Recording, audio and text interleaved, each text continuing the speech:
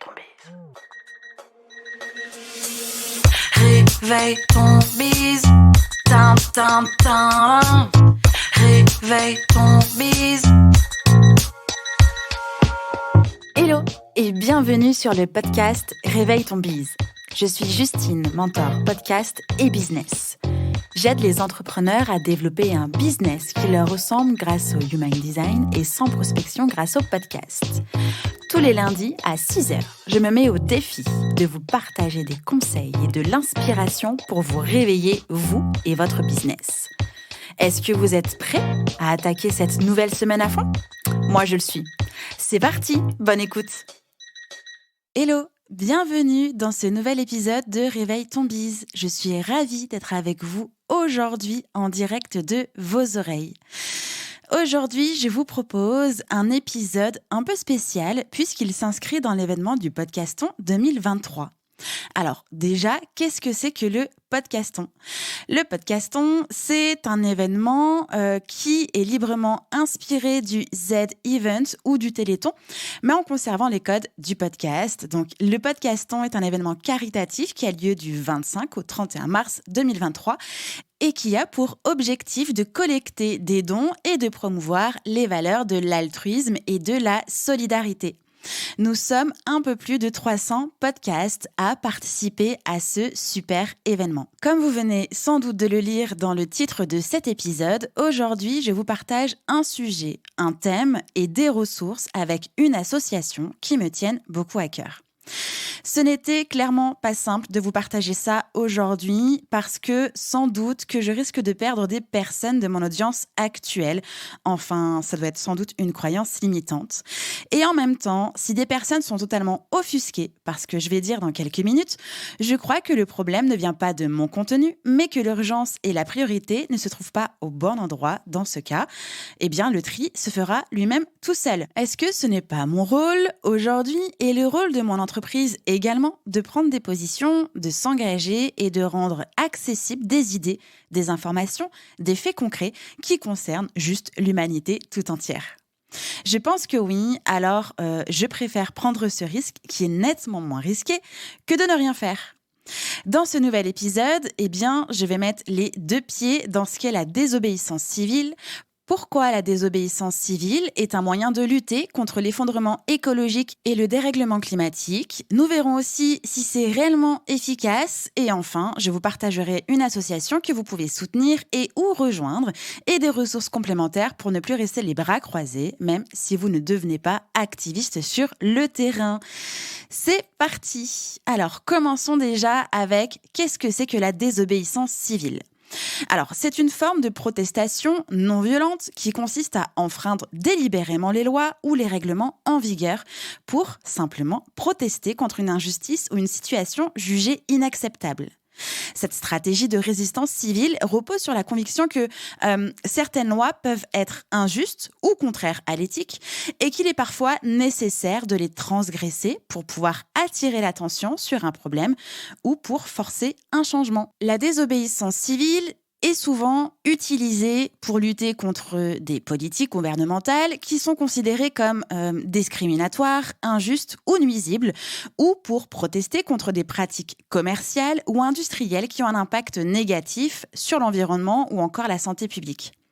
Les actions de désobéissance civile peuvent prendre différentes formes, comme l'occupation pacifique de locaux publics ou d'infrastructures stratégiques, le blocage de routes ou de sites industriels, ou encore la non-coopération avec les autorités. L'objectif, de ces actions est de, évidemment, perturber le fonctionnement normal de la société pour pouvoir attirer l'attention sur la cause défendue et donc susciter une réaction de la part des décideurs politiques ou économiques. J'aimerais faire un petit détour pour vous expliquer quelle est la différence entre la résistance civile et la désobéissance civile. Donc, la résistance civile et la désobéissance civile sont deux formes d'action non violentes qui sont utilisées, comme je le disais, pour protester contre les injustices ou les abus de pouvoir. Mais il y a quand même une différence entre les deux termes. La résistance civile, disons qu'elle se réfère plutôt à une large gamme d'actions non violentes visant à perturber ou à contester, comme je le disais, des institutions ou des politiques qui peuvent être perçues comme injustes ou abusives. Ces actions peuvent inclure par exemple des grèves, des boycotts, des manifestations pacifiques, des campagnes de désinvestissement et d'autres formes de protestation non violentes. Le but de la résistance civile, c'est de changer les comportements ou les politiques des gouvernements ou des entreprises, ou alors de renverser des systèmes oppressifs. La désobéissance civile, en revanche, est plutôt une forme spécifique de résistance civile qui implique la violation délibérée et publique des lois ou des règlements qui sont donc considérés comme injustes ou immoraux. Cette violation est généralement menée de manière non violente et ouverte, avec l'intention de faire passer un message politique ou de provoquer un changement social. Les participants à la désobéissance civile acceptent souvent de subir des sanctions ou des peines, comme par exemple des amendes ou des peines d'emprisonnement, pour attirer l'attention sur leur cause et pour montrer leur détermination à changer les politiques ou les lois injustes. En résumé, ce que l'on peut retenir, c'est que la résistance civile est un terme plus large qui englobe une variété d'actions non violentes, tandis que la désobéissance civile, c'est plutôt une forme spécifique de résistance civile qui implique la violation délibérée des lois ou du règlement considéré comme injuste. Maintenant que le décor est planté, que le topo est fait, voyons pourquoi faire de la désobéissance civile est un moyen de pouvoir lutter contre l'effondrement écologique et le dérèglement climatique. Et ça peut être justifié pour plusieurs raisons. La première, comme je l'ai déjà dit plusieurs fois, mais de façon, on va dire, un peu subtile, eh bien, ça sert à attirer l'attention sur l'urgence de la crise climatique. La désobéissance civile peut aider à sensibiliser le public et les médias sur l'urgence de la crise climatique et à mettre en lumière l'inaction actuelle des gouvernements et des entreprises face à cette crise. La deuxième raison, c'est de pouvoir faire pression sur les gouvernements et les entreprises pour qu'ils prennent des mesures concrètes. La désobéissance civile peut inciter les gouvernements et les entreprises à prendre des mesures beaucoup plus ambitieuses pour réduire les émissions de gaz à effet de serre et pour protéger l'environnement et la santé publique au passage. La troisième raison, c'est de renforcer la participation citoyenne. La désobéissance civile peut encourager la participation citoyenne et renforcer la démocratie en donnant aux gens un moyen de se mobiliser pour défendre leurs droits et leur environnement. Et enfin, la quatrième raison, c'est de pouvoir changer les comportements et les normes sociales. La désobéissance civile et aussi la résistance civile, peut aider à changer les comportements individuels et les normes sociales en matière d'environnement et de consommation, en encourageant les gens à adopter des modes de vie plus durables et à exercer une pression sur les entreprises et les gouvernements pour qu'ils fassent de même. En résumé, la désobéissance civile peut être un véritable moyen efficace de mettre en évidence les problèmes liés à l'effondrement écologique et au dérèglement climatique, de faire pression sur les gouvernements et les entreprises pour qu'ils prennent enfin des mesures concrètes et surtout de mobiliser la population pour défendre l'environnement et les droits humains. Voyons maintenant si la désobéissance civile est vraiment efficace pour lutter contre l'effondrement écologique et le dérèglement climatique. La désobéissance civile peut donc être efficace car elle mobilise les gens. Elle permet de mettre en lumière les inactions et elle permet aussi d'exercer une pression pour que des mesures concrètes soient prises afin de protéger l'environnement et la santé publique. Les mouvements de résistance et de désobéissance civile ont souvent été couronnés de succès dans l'histoire, en faisant avancer les droits civils, les droits des femmes, les droits des travailleurs et de nombreuses autres causes sociales. Dans le contexte de la crise environnementale actuelle, la résistance et la désobéissance civile peuvent jouer un rôle important en mobilisant la population afin de défendre l'environnement, en influençant les décideurs politiques, en changeant les comportements individuels et les normes sociales et en promouvant une transition vers une économie beaucoup plus durable et respectueuse de l'environnement. Il faut quand même noter que la réussite de la résistance et de la désobéissance civile dépend en fait de nombreux facteurs qui sont notamment de la force et de l'organisation du mouvement en question, de la capacité à mobiliser une large base de soutien et beaucoup de personnes, de la stratégie et de la tactique utilisée, ainsi que de la réaction des gouvernements et des entreprises. La résistance et la désobéissance civile peuvent également être confrontées à des défis tels que la répression, la criminalisation et la stigmatisation de ce qui peut aussi limiter son efficacité. Je ne sais pas si vous avez entendu, mais on parle notamment pour montrer du doigt la résistance et la désobéissance civile d'écoterrorisme. Je suis d'accord, ce mot est d'une violence, ce mot est vraiment très fort, mais je vous invite à le questionner en vous demandant réellement aujourd'hui, en vue des inactions actuelles, du silence des politiques et de ce qu'il se passe actuellement dans nos rues, qui sont réellement les éco-terroristes. Revenons à nos moutons. On peut voir donc que la résistance et la désobéissance civile sont donc un moyen utile, efficace pour pouvoir lutter contre l'effondrement écologique et le dérèglement climatique, si et seulement si ces deux formes de résistance et la désobéissance civile doivent être utilisées de manière stratégique et en collaboration avec d'autres formes d'action et de pression, telles que la participation politique, la recherche, la sensibilisation, la communication et la coopération internationale.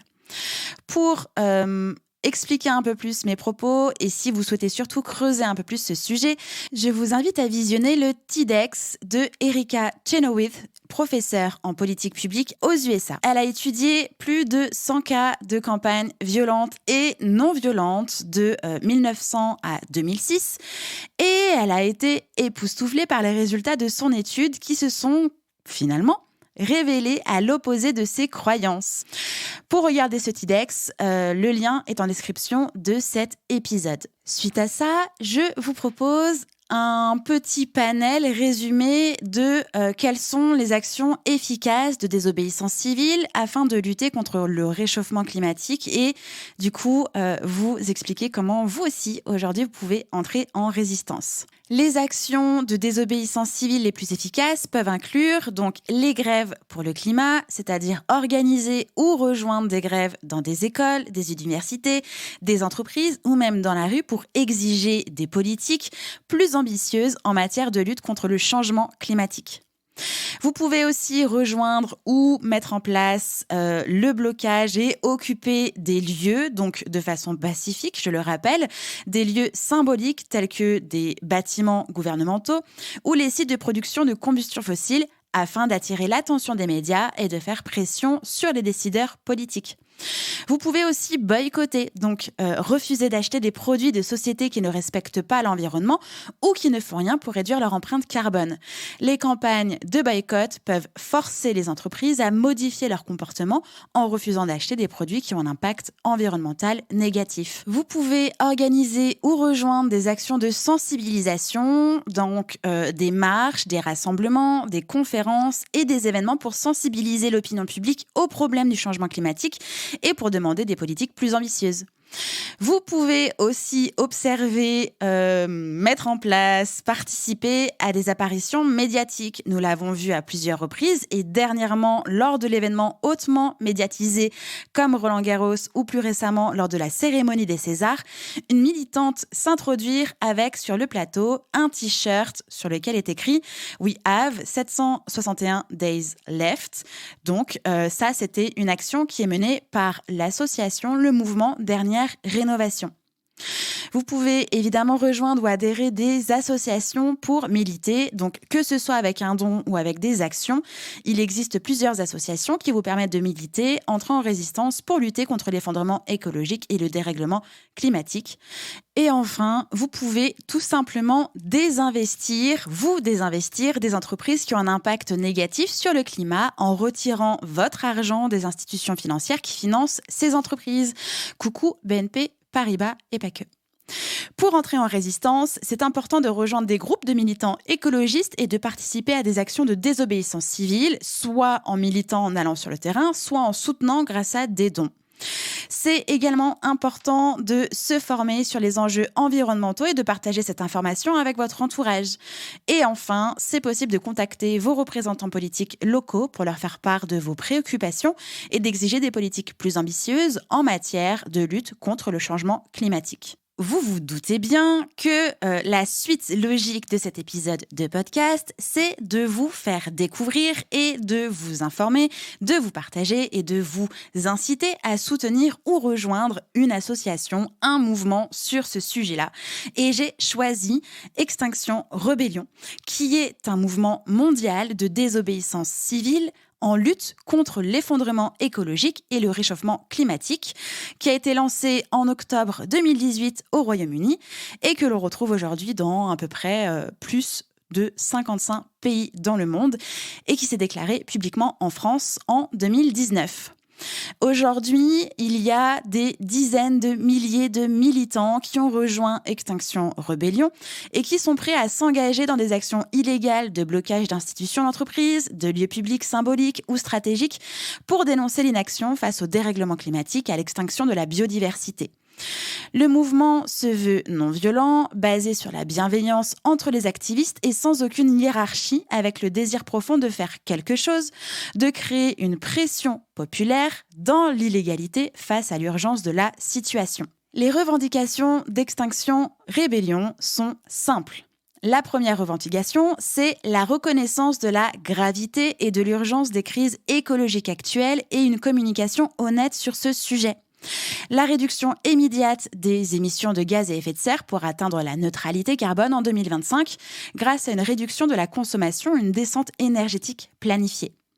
L'arrêt immédiat de la destruction des écosystèmes océaniques et terrestres à l'origine d'une extinction massive du monde vivant et la création d'une assemblée citoyenne chargée de décider des mesures à mettre en place pour atteindre ces objectifs et garante d'une transition juste et équitable. Ne croyez surtout pas qu'Extinction Rebellion bloque des lieux ou des institutions juste pour le plaisir de bloquer ou de commettre un acte illégal. Le mouvement agit pour rendre visibles les inactions, les inégalités et l'indifférence afin de mettre en avant l'urgence d'agir. Pour rejoindre et ou soutenir le mouvement avec un don, vous trouverez le lien du site internet d'Extinction Rebellion en description de cet épisode. Pour conclure cet épisode, je vais citer le site, le blog Bon Pote, qui est un blog se présentant comme un média indépendant et alertant sur le changement climatique, qui est donc rédigé par Thomas Wagner. Je vous invite aussi au passage à découvrir ce blog. Le lien est en description également de cet épisode. Pour les personnes qui réagissent vivement, comprenez que les écolos ont autre chose à faire que vous emmerder et que s'ils font ça, c'est aussi pour vous.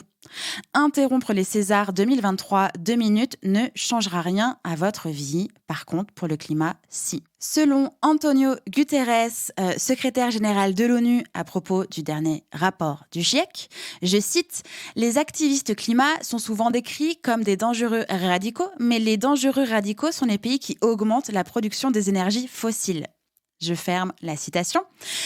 Ce qui veut dire que, et là je retourne sur l'extrait de l'article de Bon Pote, quand les États et les entreprises n'assument pas leur rôle dans une position de transition écologique, ce n'est pas surprenant de voir des actes désespérés et ou de désobéissance civile. Quand la loi actuelle n'est pas en ligne avec l'accord de Paris et que sans changement radical, la Terre sera bientôt inhabitable pour plus d'1 milliard de personnes, la loi doit-elle être scrupuleusement respectée ? Quand les multinationales comme Total, Gazprom, Saudi, Aramco, etc. préparent 195 bombes climatiques et que ni les États ni les actionnaires ne sont prêts à empêcher ça, doit-on rester les bras croisés et regarder le monde s'enflammer ? J'ai fini de citer Bon Pote. J'espère que cet épisode vous a plu. Je vous souhaite une belle journée, une très bonne résistance et puis je vous dis à la semaine prochaine. Ciao, ciao ! J'espère que cet épisode vous a plu. N'hésitez pas à partager le podcast à une personne qui veut aussi se réveiller avec vous. Retrouvez l'ensemble des informations et des liens en description de l'épisode ainsi que sur le site internet www.justinarma.com. Si vous avez des idées, des suggestions ou si vous avez juste aimé cet épisode et que vous voulez me le dire, direction Apple Podcast pour laisser un commentaire et des petites étoiles. Vous pouvez aussi me laisser des petits mots sur Instagram au nom de Justine-Arma avec 2 A ou par mail à l'adresse hello@justinarma.com. N'oubliez pas de vous abonner à Réveille ton bise sur votre plateforme d'écoute préférée pour ne pas louper votre réveil. On se retrouve lundi prochain, 6h, pour un nouvel épisode. Bonne semaine. Ciao!